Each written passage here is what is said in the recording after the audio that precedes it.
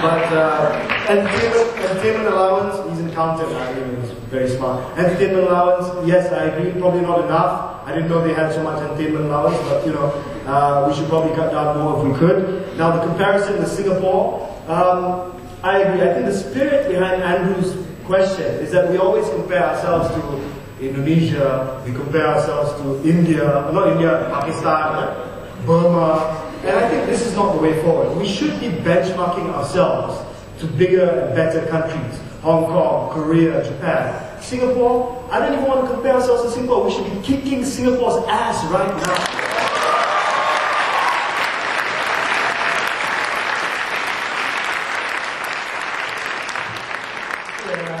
Going back to the first question which quoted JFK just now.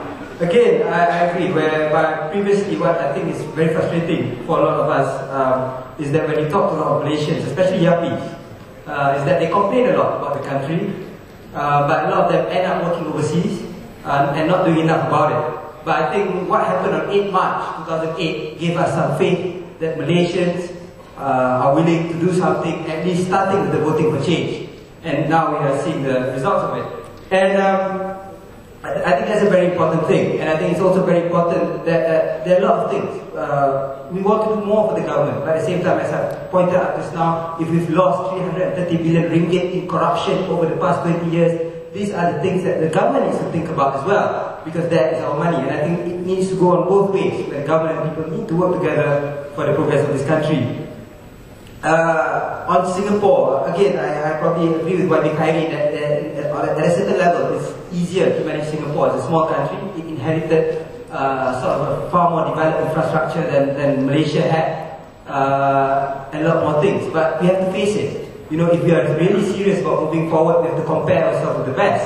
Perhaps Singapore is a bit too small, or sort of a false comparison. But we can look at Korea. Korea, Singapore, Taiwan all started at the same level with us in the 1960s. Now a Singaporean earns 5 times more than a Malaysian. A person in Taiwan earns 3 times more, and a person in Korea earns twice as much as Malaysia. And they went through a worse crisis in 1997, and yet they've picked up better than us. So I think these are important things which we need to look at in terms of comparing ourselves. But certainly I don't think we want to compare ourselves with the kiasunas of Singaporeans. I don't think Singapore will unite all three of you. So, hi, good afternoon. My name is Chen Chia, a recent grad from Cornell. Okay, my question is very short. If you have this full decision making of deciding what is the actual price of petrol and diesel, judging on every circumstances that we have in Malaysia today, what will you price our petrol price and diesel price tonight? Thank you.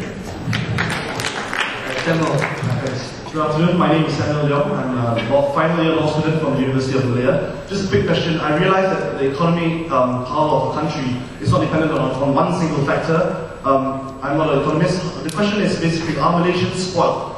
It's a bit of an unpopulist view here, but are Malaysians working hard enough? Are we simply productive enough? And maybe you could shed some light on what you think. Are we spoiled basically? Are we not working hard enough for the money that we need to earn? Thanks. I'm Isaac from TLS University College, and I want to ask about regarding Dr. Sri Anwar's claim about whether the opposition are to be taken over of the government and then the fuel price will reduce to 50 cents tomorrow. How true is that claim? I mean, is it really achievable? Is it really true? If it doesn't that mean that the government now don't have enough political will to reduce it to 50 cents, to reduce it by 50 cents? Next question. Public transport. Yes, I do agree that public transport in Subang, in Klang, and anywhere else in Selangor is like very advanced. But what about public transport in other states? What about Terengganu? What about Kelantan? People are suffering everywhere, not just in Selangor, but everywhere in the whole Malaysia.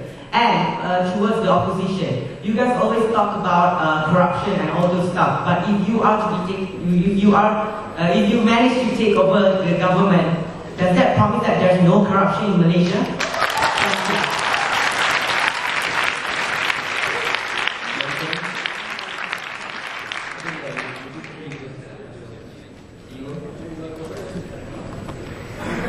Okay, thank you, Kevin. About the price of petrol, I think I said just now, I think that the 50 cent reduction is doable if we look back at the figures. But of course, I mean, it's you know, to give an exact answer, there's a lot of economics involved in that, and I'll leave that to the PPE graduates to calculate. About whether Malaysians are not working hard enough, I think actually Malaysians, as Wabi Khairi said just now, we are underpaid. Our salary rate is depressed in the country. To give an example, a person in the UK, a fresh graduate there, would earn about £2,000, I would think, a fresh graduate. And when they start working, the price they pay for oil in the UK now is about £1.20. It floats every day based on the market price. And a brand new Honda Civic in the UK, which I think looks far better than the Honda Civic in Malaysia, costs about £13,000.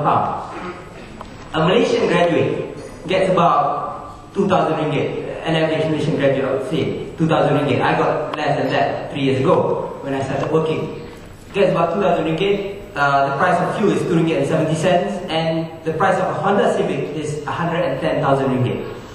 So I think that to say that Malaysians are not working hard enough, I think Malaysians are now facing, we feel that other people are getting far ahead than us, whereas we are not earning as much as them. In terms of purchasing power, in terms of our standard of living, and that's something which is quite serious to think about.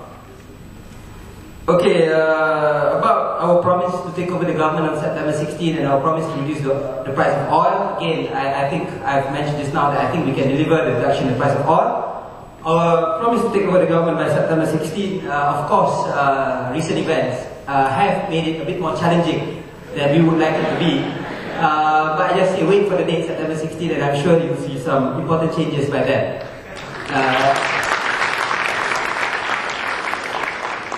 About our promise, whether how serious are we about combating corruption? It's easy to talk while you're opposition, but what about when you're in government? We're already in government in 5 states.